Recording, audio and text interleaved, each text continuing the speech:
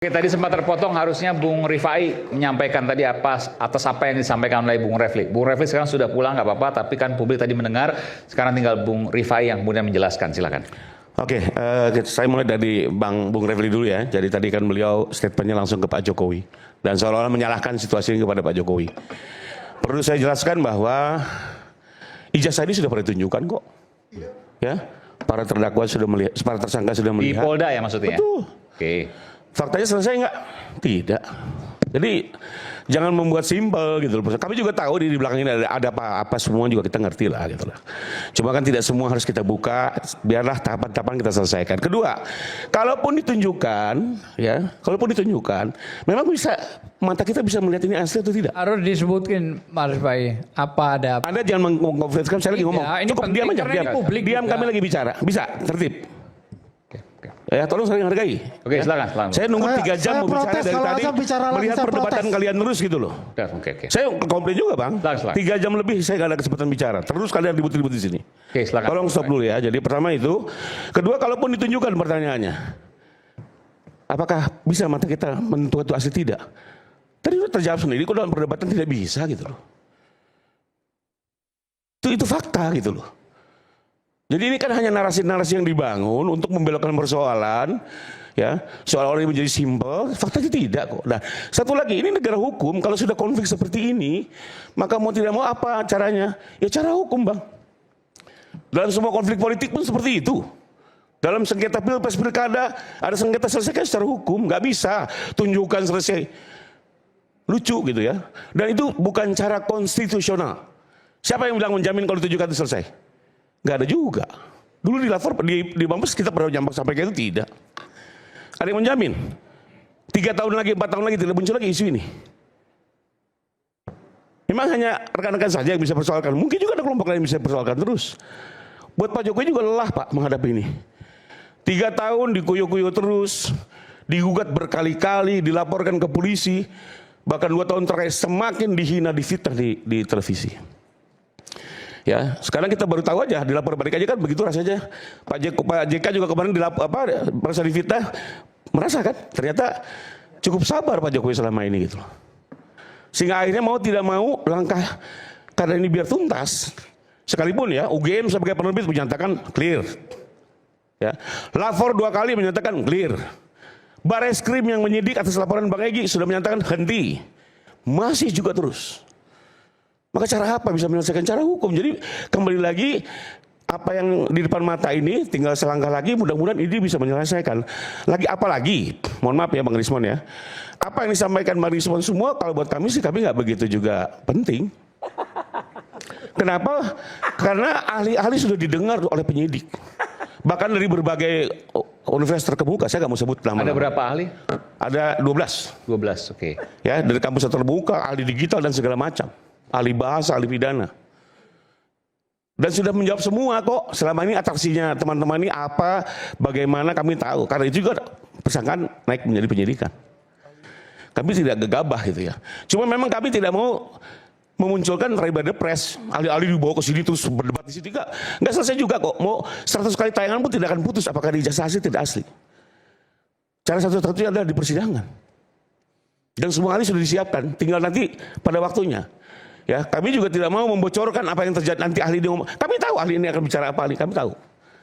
Seperti tadi kan sebenarnya Bang Andi Asman ini coba bantu ya sebenarnya ya, menjelaskan bahwa sebenarnya soal yang kayak tadi ya, soal apa namanya profesor. Ya memang saya pernah dapat langsung paparan dari dekan dan rektor bahwa itu persoalan masa transisi dan ada penjelasannya. Tapi kembali lagi, saya nggak mau mendahului. Biar nanti mereka menjelaskan dalam sidang di bawah sumpah. Ya tapi Bang Andi Asman mencoba membantu tapi aja jadi bingung sendiri kan Bang. Nah tapi kembali lagi memang kalau ingin tuntas maka perlu kita dukung bersama, kita bawa ke persidangan biar terbuka.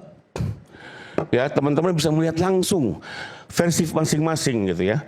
Nah jadi apa yang diterangkan Mbak Rismon buat kami sih ya ini sesuatu yang sudah kita tahu. Sekalipun akhirnya Pak Jokowi juga menghargai. Lebih baik terlambat daripada tidak.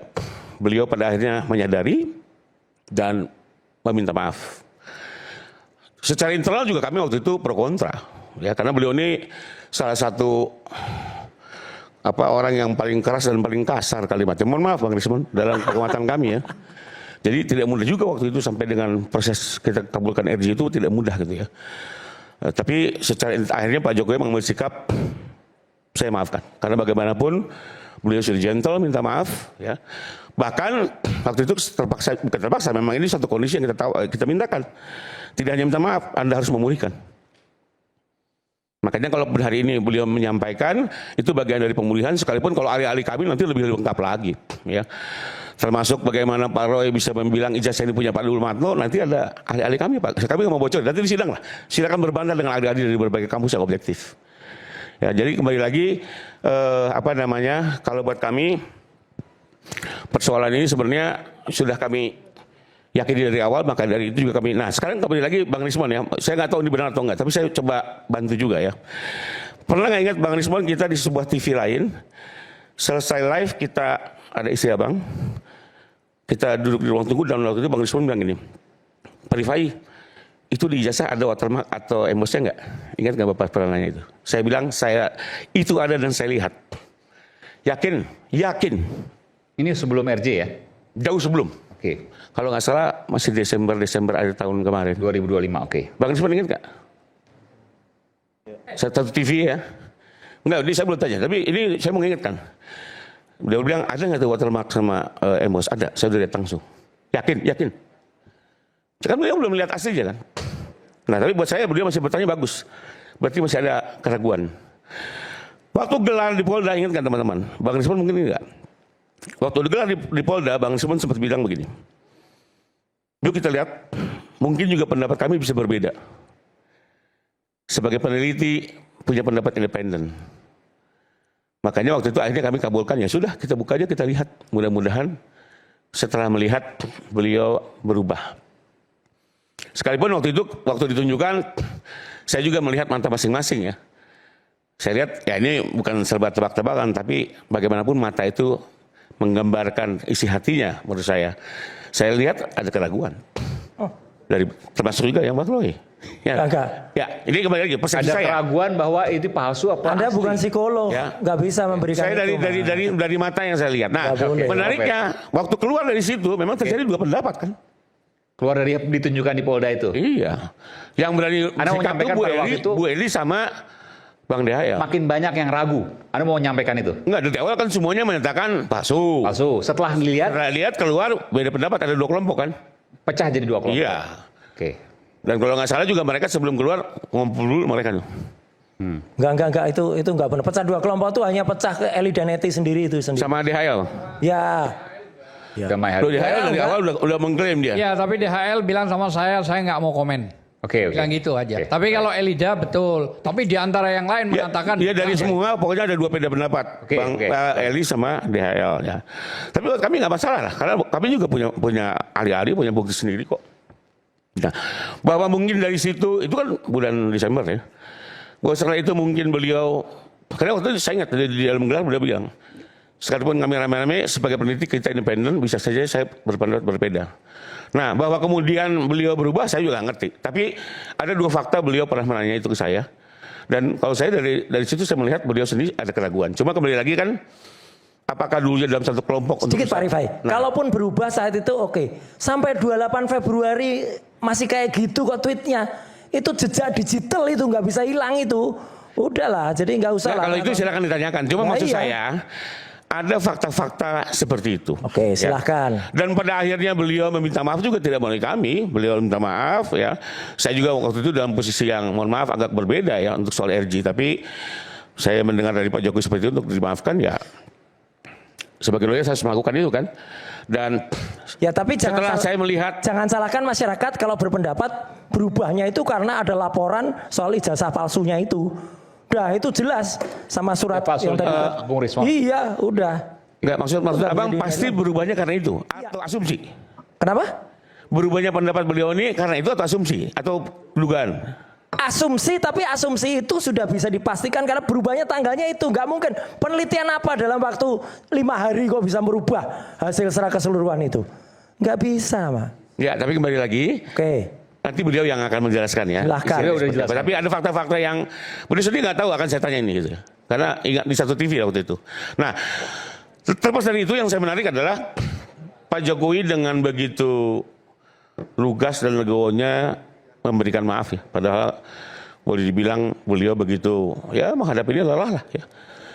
Sebaliknya kan kalau kita juga dalam posisi itu ya. Tapi nyatanya beliau legowo memaafkan dan kami diperintahkan untuk menyelesaikan dan kami selesaikan. Akhirnya keluar Nah, bahwa terakhir ada informasi beliau juga tetap menjadi saksi mahkota ya itu kebijakan penyidik. Tapi kalau buat kami ya sudahlah, kayak hari ini kan contoh nih, saya masuk ke komentar Bang Roy tadi soal warna kertas berbeda, nama profesor dan doktor, itu bukan foto Jokowi dan legalisir ya. Mungkin satu-satu saya mau sedikit tanggapi Bang. Jadi soal kertas itu yang kita tahu itu satu kertas dari percetakan, satu kertas hasil ketikan Pak Jokowi. Ya, tapi kalau dari segi usia itu clear. Artinya kertasnya berbeda kan memang. Betul. Ya udah. Karena satu dari percetakan. Udah ini kertasnya berbeda, udah jelas. Berbeda karena dari sumber, paham ya, satu percetakan. Loh iya, satu, tapi warnanya berbeda. Tapi pertanyaan apakah itu menjadi palsu? Jelas karena yang satu ketikan. Ketikan itu menunjukkan Doktor Insinyur Ahmad Sumitro. Yang satu dari percetakan. Yang satu dari ketikan. Ya, apakah itu berarti palsu? Yang jelas nama profesor itu nggak bisa dihindari, yang satu profesor. Soal warna kertas. Ya. Ya tapi terserah.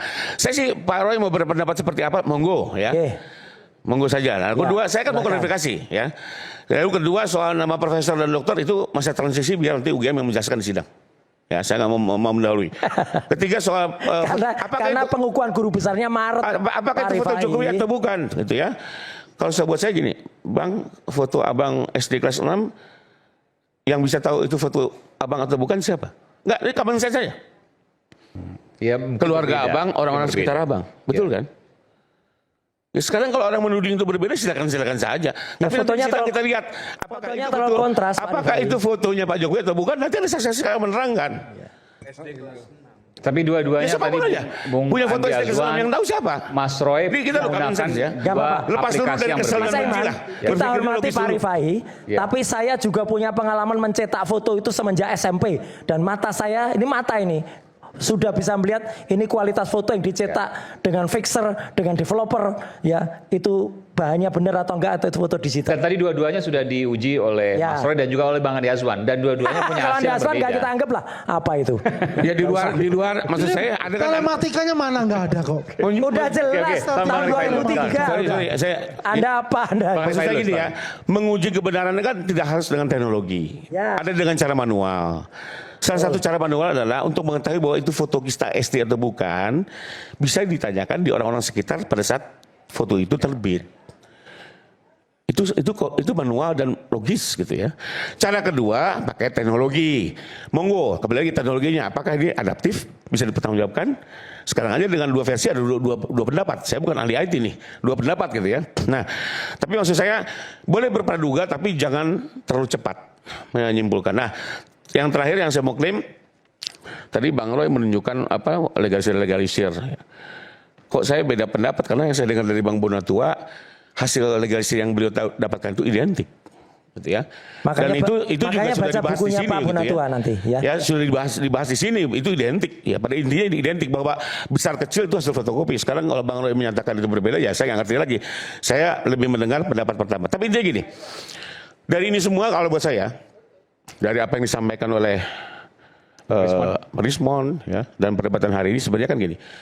Kalau dari Pak Jokowi sebenarnya kita mengharapkan itu jangan gebiah uyah kalau merasa peneliti riset ulang. Kalau apa? Riset ulang. Riset ulang. Nah ya, itu yang sebenarnya lebih bijak.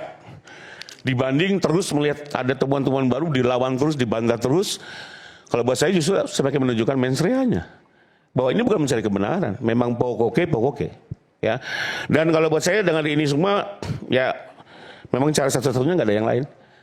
Berkas minggu kemarin sudah dikirim ke jaksa, kita berharap. DP21? Belum. Ya, sudah dikirim tapi minggu kemarin. Mudah-mudahan kejaksaan segera mengambil sikap. Ya karena apalagi juga ini nyatanya kan terus riuh nih, mau sampai kapan? Ya. Tapi juga bukan berarti TV akan kehilangan berita ya, karena kalau nanti masuk sidang pun masih ada forumnya. Enggak, kita nggak ada ijazah. Kemarin ada Abu Janda juga. Abu Janda juga ya. Enggak, tapi bukan itu tujuannya. Iya, Tujuan adalah news. bagaimana apapun yang perlu dari uncertainty, ketidakpastian ke kepastian, itulah tugas jurnalistik. Apapun. Jadi ijazah kita nggak bergantung juga dengan ijazah. Tapi artinya masih ada nanti juga media bisa mengikuti di sidang ya. Sidang juga masih bisa ada waktu ya, dan semua bisa mengikuti, publik bisa mengikuti, media bisa mengikuti, dan kita dengar pendapat dari kedua belah pihak. Ya. Kalau buat Jokowi satu Pak, beliau juga lelah, ingin ini ada kepastian ya.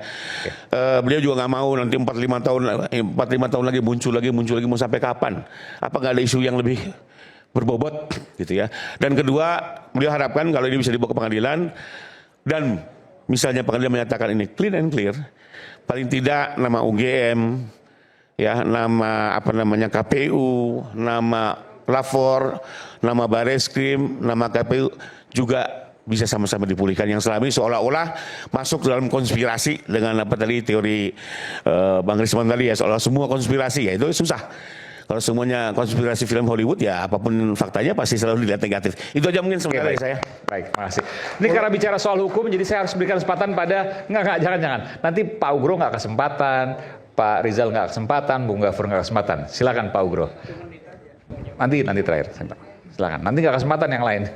Baik, terima kasih Mas Aiman. Ya. Jadi saya melihat ini penyidikan di aparat penegak hukum itu beda jauh sekali dengan penyidikan di rakyat bersuara. Emang nggak ada penyidikan di sini Pak? Ya, tadi kan dijelaskan Pak Rifai ada pemeriksaan lapor, udah ada SP2 lidik, ada apa berkas dikirim dan sebagainya. Jadi kalau saya lihat perjalanan terakhir ini, sebetulnya laporan polisi Pak Jokowi, kemudian ada Andi Kurniawan, ada Lecumanan, satu lagi siapa Pak Maret. Kamis. Apa? Siapa? Saya lupa namanya. Terakhir 4 ya. Maret Sweken. Oh iya. Second ya. Second. Nah, Amal Sweken. Ya. dengan terbitnya SP3, baik yang pertama Pak Egy Sujana, Damerul Bisantre, Pak Rismon, ya kan. Kalau kita baca pasal 79 sampai 84 saja, perkara ini sudah ditutup, case close. Nggak bisa dibicarakan lagi. Karena? Lah, KUHP yang baru bicaranya seperti itu. Seperti apa? Loh, kalau sudah ada kesepakatan, semua pihak yang ditandatangani oleh pelapor, Ya. terlapornya ada berapa? 8. Bukan 1, bukan 2, bukan 3. Kemudian penyidik juga sudah tanda tangan, syukur-syukur ada penyelidik tanda tangan. Nah kalau kesepakatannya sudah ditandatangani mereka bersama, ya kemudian dilakukan pencabutan laporan polisi. Bukan pencabutan orang satu-satu kayak mencabut uban, bukan. Semua LP itu dicabut sudah. Nah setelah laporan polisi dicabut 4 itu, kemudian diterbitkan surat perintah penghentian penyidikan. Mungkinkah ini yang kemudian bolak-balik jaksa ke penyidik? Bahwa tidak akan pernah P21 karena seharusnya semua ini sudah selesai. Nah, dengan KUHP baru ini, kalau kita bicara pasal 361 huruf A, pada proses penyidikan dan penuntutan, ya perkara yang sudah terjadi sebelum hukum acara pidana itu diterbitkan, dilahirkan, itu menggunakan hukum acara pidana Undang-Undang 881. Nah sekarang RJ ini kalau kita mau bongkar nih, restoratif justice di Undang-Undang 881 diatur nggak? Nggak ada. Gimana mengatakan ini penyidikannya sah di situ? Katanya ada peraturan kepolisian mungkin nomor 8 tahun 2022 misalnya. Ada peraturan kepolisian nomor 6 tahun 2019 misalnya. Tapi bertentangan dengan hukum acara pidana yang baru. Jadi ini perkara ini kalau saya bilang ruwetnya sampai 5 kali kayak Pancasila, ruwet, bukan 3 kali. Artinya memang ini kasusnya sulit untuk diteruskan. Ini case close sudah. Kalau jaksa bisa menerima, berarti nanti pihak penuntut umum melanggar KUHP. Apakah Kejaksaan Agung atau Kejaksaan Tinggi DKI Jakarta mau melanggar KUHP juga? Ya. Ya kan? Apakah nanti pengadilan yang sudah dimintakan hari ke-10 setelah ada permintaan maaf tadi, kan 10 hari itu, 7 hari plus 3 hari. Ya. Nah, dimintakan penetapan pengadilan. Apakah perkara bisa disidangkan di pengadilan? Sudah ditetapkan penetapan pengadilan, perkara tidak bisa lanjut pasti. Jaksa juga tidak bisa menuntut. Jadi ini perkara ini memang benar-benar sulit kalau dikatakan mau dilanjutkan seperti Pak Rifai tadi katakan ini berkas dikirim lagi. Jadi gini, sederhananya begini, ada satu LP dengan 13. 12 terlapor. 12 12 terlapor, 8 salah satu terlapornya ada di sini tuh. Iya. Oke. Ada satu LP laporan dengan 12 terlapor yang kemudian menjadi tersangka semua ya. Ya oke, termasuk Bung Rizal juga, Mas Roy dan seterusnya. Kalau ada satu yang di RJ, maka semua LP ini batal. Kurang lebih begitu ya. Seharusnya seperti itu karena sama perbuatan peristiwa pidana, Mas. Pasal 310, 311 itu tidak bisa ditersangkakan kepada 8 atau lebih dari 8 tersangkanya. Perkelahian 1 lawan 1 aja di KUHP pasalnya ada sendiri. Pengeroyokan juga ada sendiri pasal 170. Tidak bisa dikenakan 351, 352, 353 nggak bisa. Yungto saya tidak akan bicara mundur jauh ke depan, tapi dengan RJ ini sebetulnya perkara ini sudah ditutup masalah pencemaran nama baik dan fitnah. Nggak bisa maju lagi. Belum kalau kita bicara pasal 63 KUHP yang lama tentang buku ke-1. Ya. Kalau ada pidana umum dan pidana khusus yang jalan. Ya, jadi mohon maaf ya kalau katakan saya berbeda tadi penyidikan di rakyat bersuara dengan penyidikan penegak ini berbeda jauh. Ya, jadi jangan dibawa kita ke alam bahwa sudah ditunjukkan di Polda, sudah di SP2 Lidik, sudah diperiksa lapor. Pemeriksaan laboratorium forensik itu juga ada aturannya. Jadi penegakan hukum itu semua ada aturannya, tidak bisa seenaknya sendiri seperti itu. Saya mohon maaf loh ya. Itu yang bisa saya katakan malam ini.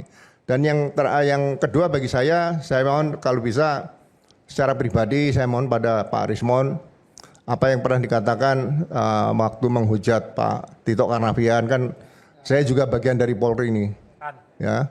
Kemudian Pak Krishna Mukti, kemudian satu lagi itu mohon juga kalau bisa diteliti kembali Pak apakah itu masih benar atau salah. Kalau memang itu salah penelitian sebaiknya juga mengajukan maaf kepada beliau karena saya juga terpukul dulu saya merasa Pak Rismon hasil penelitian Jessica Wongso, iya.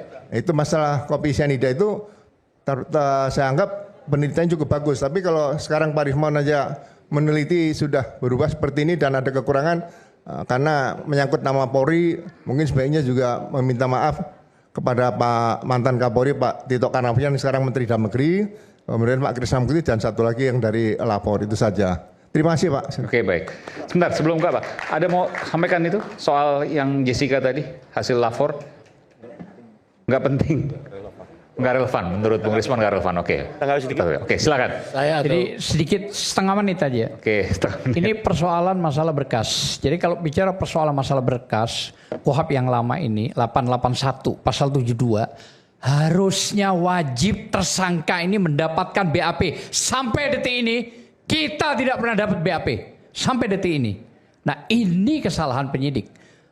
72 KUHP yang lama. 881 itu wajib, tapi sampai detik ini terus apa yang mau kita pelajari? Oke, baik, silakan Bung Rifai.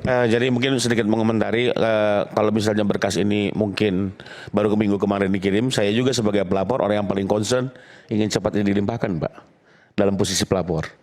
Tapi saya juga harus objektif dengan melihat beberapa persoalan penyidik, misalnya sudah berkas disiapkan, ujuk-ujuk ada RJ 2 orang. Kan dirubah semua. Semua alat bukti mengarah ke mohon maaf ke arahnya Bang Egy dan Bang Deayel kan harus dikeluarkan semua dari berkas. Oke. Iya dong, kan nggak mungkin dong. alat-alat bukti yang memberatkan Bang Egy masih ada di perkaranya mau dijit Pak Roy misalnya. Dan nggak nyambung. Jawabannya tuh diedit lagi tuh ya. Mau tidak mau. Oke. Dikeluarkan lagi Pokoknya semua, dua nama itu dirapikan dikeluarkan lagi gitu. Sekarang nama Bang Rismon Udah dikeluarkan. lagi siap. Mohon maaf, ada lagi Bang Rismon gitu ya. Makanya kemarin saya juga dalam posisi yang Nah, tapi makanya kemudian apa yang disampaikan oleh nanti Pak Ugro, saya jawab itu ya. Oke.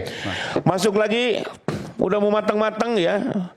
Apalagi beliau kan paling keras nih waktu itu. Kemarin juga saya mohon izin Bang, saya agak komplain gitu ya, kenapa harus dapat RJ lagi. Ya, tapi karena berkas sudah matang nih. Tapi Pak Jokowi dengan legowonya, dengan sabarnya ya, Mas, saya juga kalau bisa tersangka lebih sedikit lebih bagus. Gak ada beban gitu ya. Sehingga dia bongkar lagi semua. Apalagi yang beliau ini cukup banyak ahlinya. Ya, kurang keluar. Terus juga diperbaiki lagi semua. Jadi fakta-fakta ini juga membuat pekerjaan penyidik akhirnya jadi agak panjang. Ya, nah di sisi lain petunjuk-petunjuk kemarin kan dari jaksa juga cukup banyak yang harus dikerjakan dan itu membutuhkan waktu. Nah, tapi kemarin setelah rampungnya berkas Bang Rismon keluar, akhirnya kan kejaksaan penyidik sudah mengirimkan lagi, tinggal kita lihat dari penyidik. Nah, soal apakah ya kalau untuk itu saya beda pandangan dan sebenarnya di forum ini pernah dibahas juga bahwa memang berdasarkan pasal 361A KUHP itu menyatakan jelas tegas penyidikan yang berlangsung saat berlakunya KUHP baru ini tetap diselesaikan berdasarkan peraturan lama. Jadi kalau jenderal melihat ini dari KUHP baru ya memang kacamatanya yang berbeda gitu. Karena jelas di 361 kalau KUHP baru harus selesai kasusnya. Tapi karena ini menggunakan KUHP lama, maka tetap menggunakan KUHP lama. Betul. Oke. Itu jelas 361A dan selama ini kalau kita lihat juga semua sprint yang lahir kan juga 361A. Jadi sebentar. Boleh sebentar Bu Pak. Boleh. Jadi gini, Pak Rifai ya, kalau itu memang dikatakan 361 KUHP huruf A tadi, kalau menggunakan KUHP yang lama, Undang-Undang 8 tahun 81, nggak ada yang diatur RJ. Nggak ada RJ.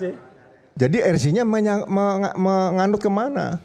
Oke. Ini memang dilematis, ada peralihan undang-undang ini dilematis. Oke. Jadi nggak ada seperti pasal digunakan 310 nanti disebutkan pasal. Kalau perkara itu mau RJ seharusnya dengan undang-undang KUHP yang baru, berkas perkara itu sudah siap. Bukan berkas perkara mau dibongkar lagi. Sudah siap, sudah akan dikirim ke mungkin dosen pembimbing dan sebagainya. Nah, kalau sudah siap, penyidik menawarkan RJ enggak dengan KUHP yang baru? Enggak bisa, Pak. Karena masih penyidikan ini. Bukan. Makanya ada waktu di pasal 79 sampai 84 itu, Mas. Waktu kesepakatan itu menyediakan 10 hari. Kemudian setelah ada kesepakatan bersama, diterbitkan SP3, dimintakan penetapan 3 hari maksimal ke pengadilan. Nah kalau sudah diminta penetapan pengadilan, apa bisa sidang? Enggak bisa, ditolak pasti. Apakah jaksa bisa mengajukan penuntutan? Ya pasti ditolak pengadilan. Jadi KUHP yang baru ini mari kita hormati bersama. Saya berharap setiap laporan polisi, Sprindik atau SPDP itu juga masuk dalam SIPP, Sistem Informasi Penurusan Perkara. Jadi perkara ini nggak bisa, sudah lengkap, ada RJ2, diperbaiki dulu, penyidik pusing. Lah, kalau ada 2 orang yang waktu Pak Egy Sujana dengan Pak Dameril mengajukan RJ, seluruhnya dipanggil di depan penyidik di kantor polisi, bukan di kantor di Jawa Tengah. Nanti saya bilang Solo, nanti masyarakat Solo marah nanti, ya kan? Nggak bisa, di kantor polisi. Di kantor polisi di mana? Di Polda Metro. Makanya nggak boleh keluar dari Polda Metro perkara itu. Kan nanti penetapannya Pengadilan Negeri Jakarta Selatan. Kalau nanti ditetapkan RJ-nya di Solo, berarti Pengadilan Negeri Solo. Nah ini melawan KUHP lagi. KUHP jangan dilawan terus, capek kita. Aiman mungkin boleh dong. Karena kita pelakunya, Bang, kami luruskan dulu. Karena ini bicara hukum. Karena kita pelakunya, jadi jangan nanti. Ini yang kami tidak suka justru. Gini, Bang. Informasi yang ngaco-ngaco. Enggak gini. Jadi ya kembali lagi kalau menurut jenderal menggunakan. Tunggu Pak. Saya jangan dibilang ngaco. Saya baca nih Pak. Masa Pak Kapolri bilang ngaco? Pak Ugro, Saya tidak ngaco loh. Tapi maksud saya gini Pak Ugro, maaf ya rekan ya. Karena yang mengajukan itu kami berdua, ya kami tentu ikutin aturan yang ada. Pak Ugro, ya saya tahu Pak, Bapak guru kita dalam hal kepolisian, bahkan pernah jadi ahli kita. Kami ajukan Pak, saya terbuka orangnya. Itu restoratif justice difasilitasi oleh penyidik. Itu pengajuan kami. Kami tidak boleh masuk lagi ke dalam, mau ke Kukap lama, Perkap 8 2021 atau 79 sampai 83. Itu bukan wewenang kami, Pak. Jadi kalau kita katakanlah protes-protes ini adalah SP3 yang tidak sah, SP3 yang cacat dan sebagainya, menurut saya jangan ke kami. Ya ke penyidik aja dan ada upaya hukum. Nah ini yang kita protes terus. Nah kalau saya jawab lagi detailkan lagi Pak, begini loh Pak.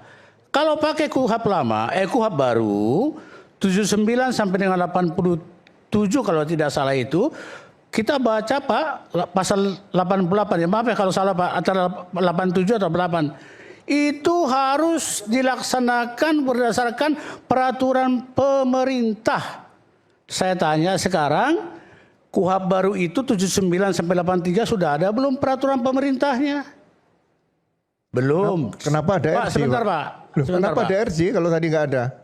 Sebentar Pak Ugro. Jadi intinya begini. Ternyata permohonan kami yang kami ajukan tanggal 3 Maret itu dijawablah secara final tanggal 14 kemarin. Langsung Pak Dir menyampaikan itu bahwa itu dipakai KUHP lama dan Perkap 8 tahun 2021. Selesai masalahnya. Terus kami keberatan. Memang tujuan kami SP3 kok dikabulkan. Itu pun kami menunggunya dakdikdukder. Hampir 1 bulan. 3 kita ajukan tanggal 17 1,5 bulan lah kurang lebih. Jadi ini yang satu yang kami tidak terima. Kami disebut itu pengkhianat. Kami disebut itu tadi seperti Lepri Halun. Lu nggak ngomong-ngomong. Lah tanya dong teori, maaf Pak, sedikit menyimpang. Teori pemberian kuasa dan penerima kuasa, tanya pemberi kuasanya. Jangan tanya penerima kuasa. Kalau saya terima kuasa aja dari siapa aja, yang penting tidak bertentangan dengan hati nurani saya toh. Begitu kita semua advokat. Jadi saya disebut pengkhianat membawa Risman ini ke lembah jurang. Hah? Makanya ya maaf kata saya mau sekali-sekali boleh dong. Selama ini lembut saya. Boleh dong saya tunjukkan diri saya siapa. Maaf kata. Jadi itu yang membuat kami. Terus omon-omon. Kemudian udah masuk kuburan jadi mayat. Zombie. Ini klien saya. Tersinggung juga saya. Dan kembali yang tadi Pak Ugro. Yang penting itu kami ajukan Pak. Kami ajukan prosedurnya semua ini. Dan kepada selain Pak Jokowi juga pelapor, ada 3 pelapor yang lain, kami juga sudah buat kesepakatan itu. Jadi menurut saya, ini ada antara combine KUHP lama, Perkap 8, 21 dan KUHP baru. Nah, ditanyakan kenapa itu, ya tentu ditanyakan yang Oke. Jadi kombinasi dong, Pak. menurut Jadi itu Jamada maksud saya. ya. Terima kasih ya. Oke. Saya nambah sedikit aja. Oke, silakan. Karena disebut juga soal Solo. Ya, jadi pertama kembali lagi pasal kalau saya berkeyakinan ini 361A Jenderal. Karena di situ bukan hanya penyidikan dan penuntutan yang berlangsung, yang sedang berlangsung sejak berlakunya KUHP ini tetap gunakan aturan lama. Kalau Jenderal bilang yang lama ada enggak? Saya balik bertanya. Sebelum ada KUHP baru apakah selama ini tidak pernah ada RJ di semua kepolisian? Jalan. Dan diatur oleh peraturan sektoral. Oke. Ada Perpor 8, ada Perja, ada Perma, jalan. Semua orang juga tahu. Mungkin di zaman Jenderal jabat juga ada RJ. Jadi sesuatu yang biasa lah, bukan sesuatu yang aneh. Dan Presiden selama ini, saya juga beberapa ada kasus RJ. Tersangka 3, damai 1, jalan, diterima jaksa, lanjut sidang. Tersangka 3. Jadi tidak ada satu norma yang bilang harus semuanya. kalau ada RJ seluruh tersangka dalam LP berhenti. Nggak ada tuh di ketentuan lama ya di Perkap 8 2001 tuh nggak sama sekali nggak ada. Jadi dan saya ada beberapa praktek di Polda Metro di Mabes tersangkanya 3 pelanggaran haki. Ya bisa RJ 1, 2 jalan. Nggak ada masalah. Jadi kembali lagi ini mungkin cara pandang KUHP sama-sama menghormati, tapi ya kalau mau untuk memastikan silakan diperlah kita lihat yang benar seperti apa gitu ya. Cuma buat kita lihat. Nah soal ke Solo, izin saya mau klarifikasi ya. Ini kan kembali lagi ada permohonan RJ Jenderal. majukan ke penyidik, ya penyidik wajar dong. Anda menemui korban minta maaf. Jadi datang ke Solo itu bagian dari si tersangka untuk minta maaf, gitu ya. Masa lucu sekarang orang meminta maaf, akhirnya si korban dipanggil oleh polisi, korban datang sini. Ini mau minta maaf, berarti apa? Polisi memaksa orang ini untuk memaafkan loh. Ada permainan seperti itu. Dan menurut saya model RJ seperti itu bahaya sekali gitu ya. Artinya pastilah namanya RJ itu yang ngajukan pasti tersangka. Ya. Lalu gara-gara itu, pelapor datang ke sini. Saya mau, nah itu kan kayak kesannya sudah dipaksa. Justru kalau sekarang penyidik itu mempersilahkan si tersangka datangi korbannya, ini kebetulannya di Solo. Mungkin kalau di Jakarta Barat kan gampang-gampang aja gitu ya. Datang, minta maaf, baru nanti permaafannya kami nanti menyatakan sebagai lawyer, oke kami sudah maafkan. Jadi sebenarnya ini lebih kepada prosedur yang menurut saya juga wajar, karena justru kalau ada prosedur penyidik memanggil korban suruh datang situ, seolah akan dipaksa harus menerima perdamaian. Jadi itu aja mungkin teman dari saya. Oke. Saya kembalikan. Silakan.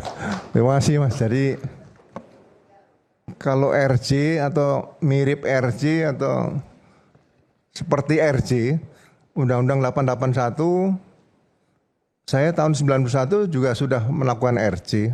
Tahun berapa, Pak? Dan itu tidak ada peraturan kepolisian, Pak. 81. 91. Oh, 91, oke. 10 tahun setelah KUHAP itu, Oke. saya melaksanakan RJ. Oke. Ya kan? Nggak ada masalah. Oke. Cuma RJ ini kan, memang RJ ini kan setelah Pak Listio jadi Kapolri ini, diterbitkan peraturan kepolisian nomor 8 tahun 2021. Nah, aturannya jelas kalau saya baru tahu RJ itu ancamannya harus masuk yang kategori apa? Tidak lebih dari 5 tahun. Kategori 3 tadi. Nah sekarang ini, iya sekarang kita akan lihat KUHAP baru, ada peralihan KUHAP gitu ya. Ini KUHAP lama dan sebagainya, ada peraturan kepolisian. Nah kalau kita lihat stratifikasi undang-undang, peraturan kepolisian itu di mana letaknya? Ya kan, kita kan jangan melanggar undang-undang. Kan seperti itu. Jadi mohon maaf kalau harus dilaksanakan RJ itu di kantor polisi, itu bahasa KUHAP. Coba kalau berangkat Solo, tahu di sana digebuki orang sama siapa, kita nggak tahu, mungkin rampok beneran. Orang pikir, wah jangan-jangan disiapkan sama, itu yang kita hindari Pak. Jadi kalau dipanggil polisi itu terhormat, bukan polisi intervensi. Kantor polisi itu pakai AC, bersih, kasih makanan, minuman. Waktu saya jadi ahli di situ juga seperti itu. Jadi kalau saya koreksi Pak Rifai tadi sedikit ya, seharusnya semua dilaksanakan kantor polisi, disaksikan penyidik, mungkin ada penyelidik, dan kalau bisa juga ada penasihat hukumnya, duduk sama-sama. Yang dicabut kemudian laporan polisi, bukan dicabuti orangnya satu-satu nih, cabut, bukan kayak nyabut singkong, bukan. Ya seperti itu. Jadi sekali lagi RJ ini sesuatu yang baru, tapi kita harus tempatkan pada posisi yang yang proper, ya kan. Kalau mungkin dikatakan Pak Kapolri kan presisi ya, mungkin ini RJ yang presisi itu bagaimana sebetulnya. Jadi sekali lagi jangan kita terjemahkan lain lagi.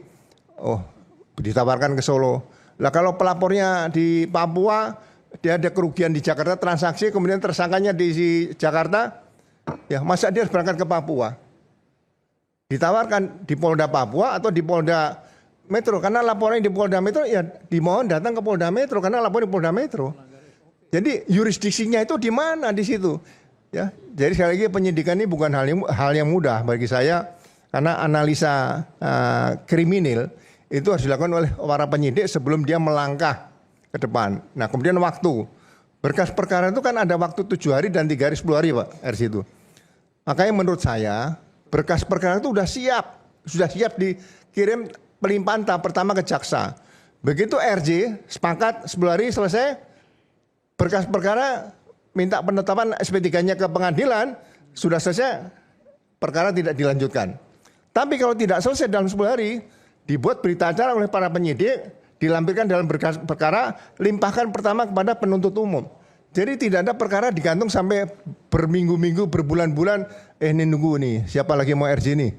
Berburu RJ, nggak bisa, bukan berburu RJ kita. Seperti itu. Ya mohon maaf, ini kan saya pengalaman 35 tahun di situ, jadi saya merasakan RJ ini bagus kalau dilaksanakan secara proper. Itu saja, terima kasih. Oke, baik. Kita kembali saat lagi, tetaplah bersama kami di Rakyat Bersuara. Oke.